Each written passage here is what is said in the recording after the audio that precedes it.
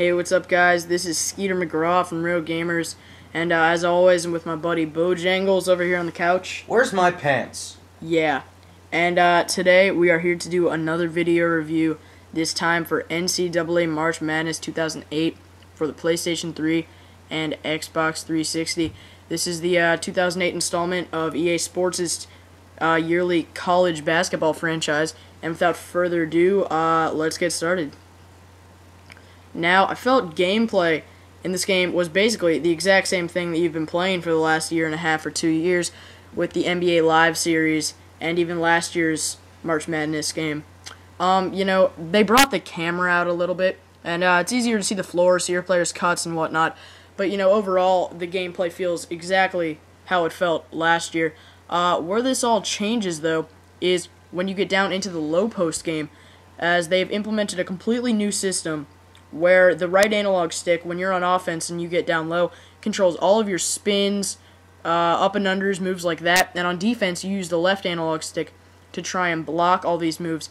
And what it ends up feeling like, it feels like a mini game every time you get the ball down low. And I think that's what EA Sports was going for with it, and they really succeeded. As every time you get down there, you're going to have to counter your opponent's moves, and you're going to have to be creative when you get down low, and that's how it should be.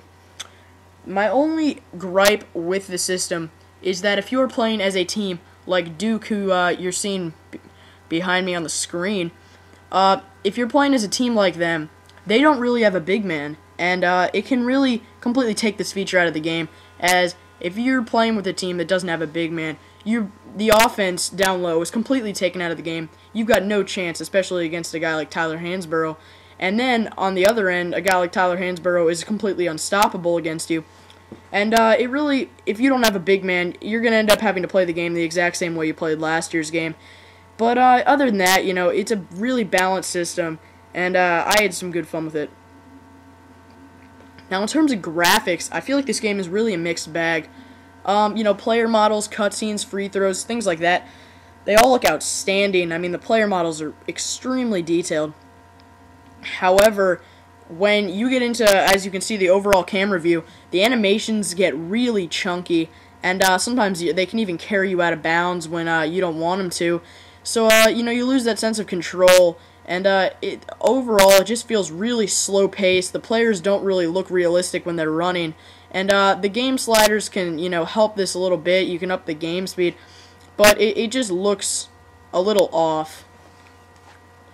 Now, in terms of features in the game, EA finally got some online leagues. However, only 2 players can play a game at a time, and there are only 32 players per league, which is a little disappointing, but it's still nice to see that they added it in there. They also have a nice new revamped franchise mode, which you can see behind you, completely new menus and interface.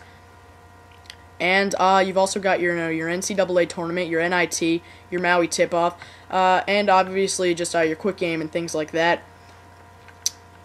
In terms of presentation, I felt like this game is really, truly lackluster.